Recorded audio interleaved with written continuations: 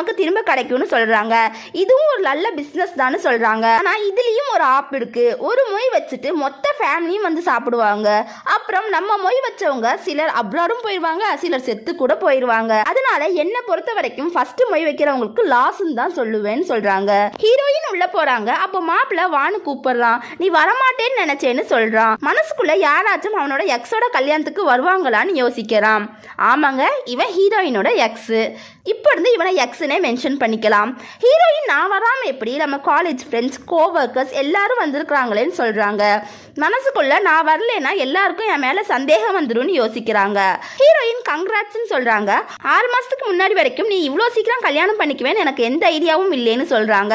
மனசுக்குள்ள நான் உன்னை பிரேக்கப் பண்ணி 6 மாதம் தான் ஆச்சு, அதுக்குள்ளே நீ வேற கல்யாணம் பண்ண போறியா, நம்பவே முடியலேன்னு யோசிக்கிறாங்க. அதுக்கு எக்ஸ் என் ஃபியான்சியை பார்த்து 3 மாசத்துல தோணுச்சு, இவ தான் எனக்கு ஏற்ற ஆளுன்னு சொல்கிறான்.